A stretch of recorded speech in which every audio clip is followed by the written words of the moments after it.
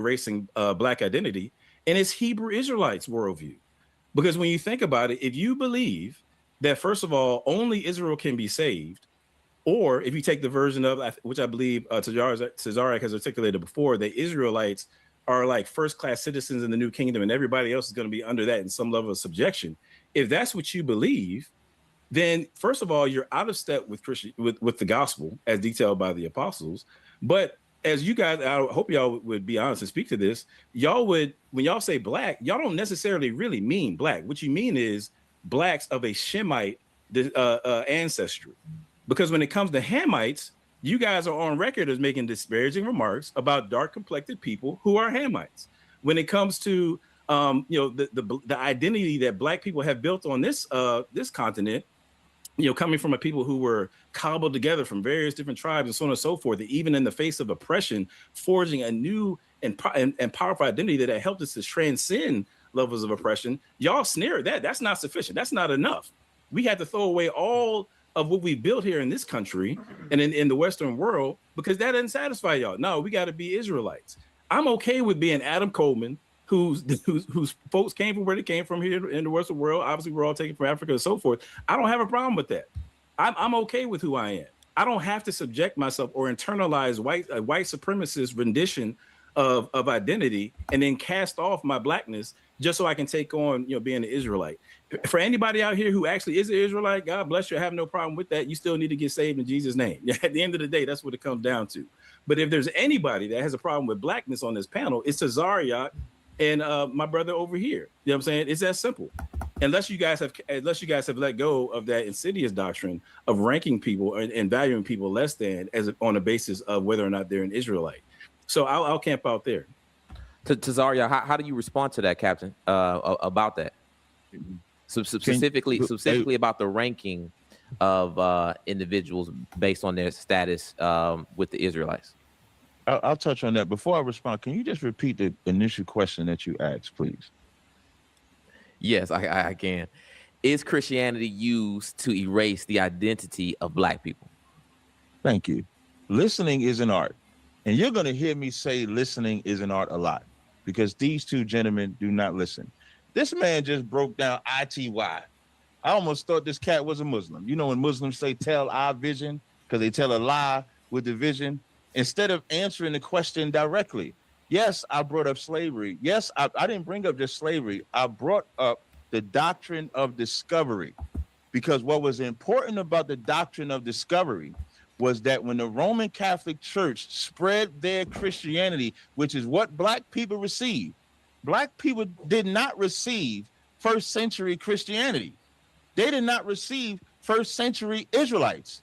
When we received this Christianity, it erased the greatest black man to ever exist, which is Jesus Christ. Out of everything that they responded to, why they didn't touch on why this Christianity got rid of black Jesus?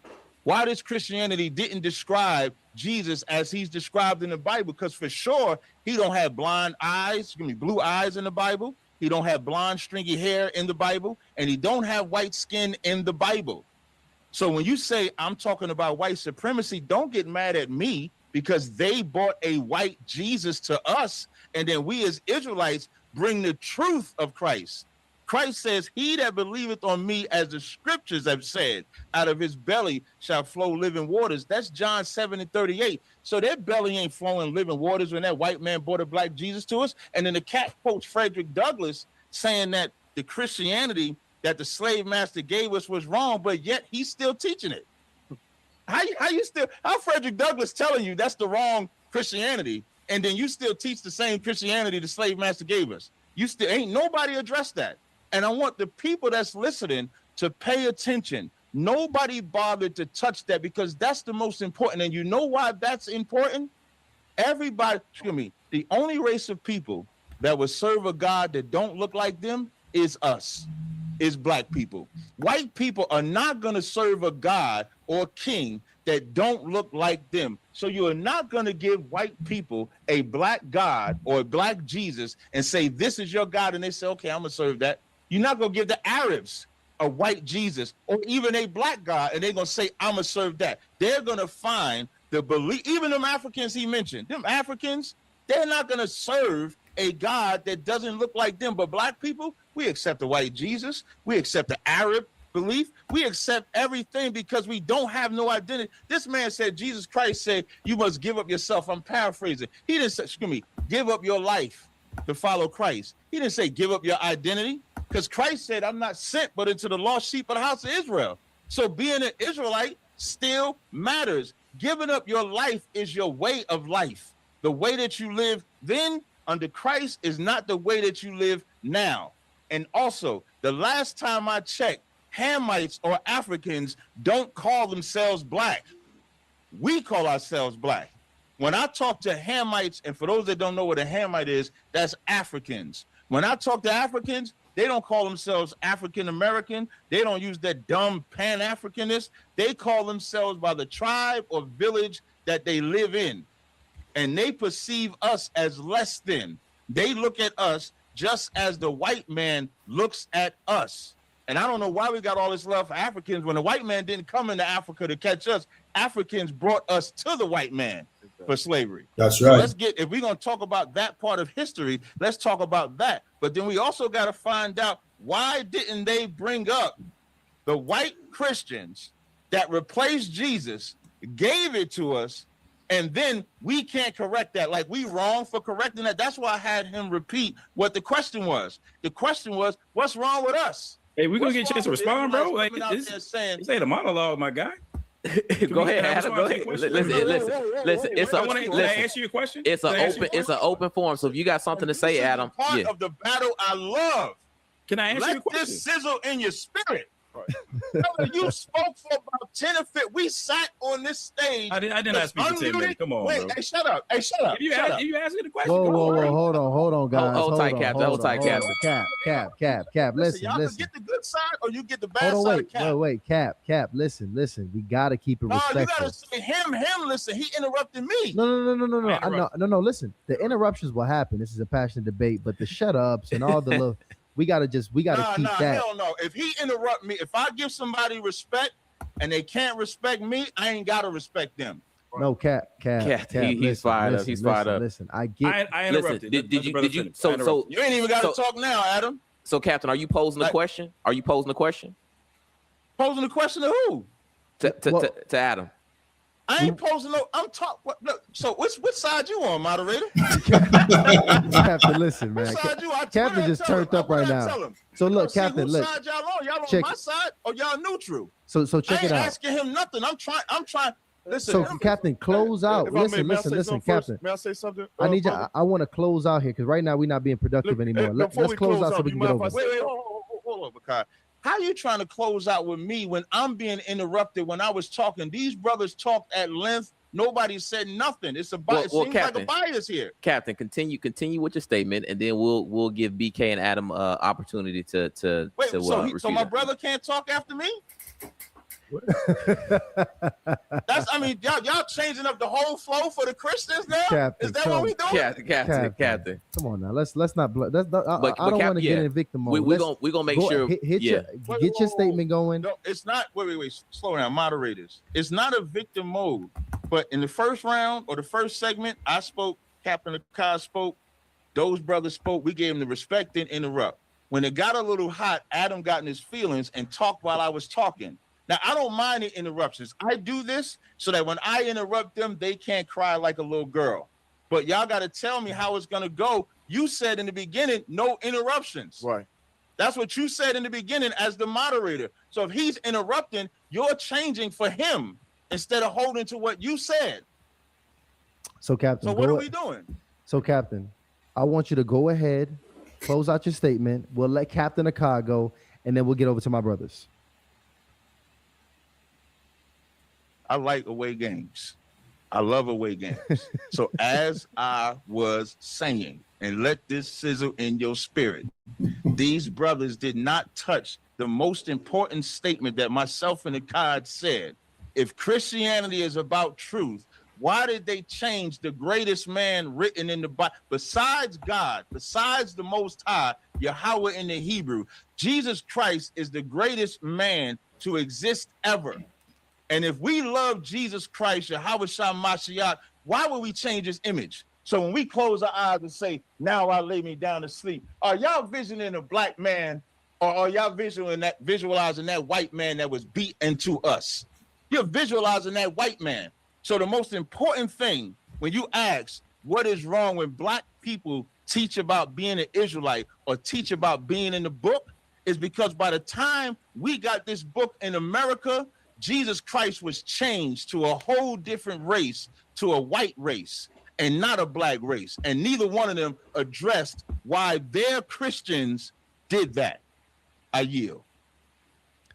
And Captain I would like Akai, to go also ahead. add, yeah, I would like to also add in that I want to address something that the brother said and said that we hone our old doctrine on, you know, what white people did to us, you know what I'm saying? We start there. When, first of all, that wasn't the question. We answered the question. We started there because that was the question. But to answer what you said, we don't start there. In the ISUBK, or to you, Hebrew Israelite doctrine, we teach the origin of black people all the way from Adam. All the way from Adam to Egypt, to leaving out of Egypt.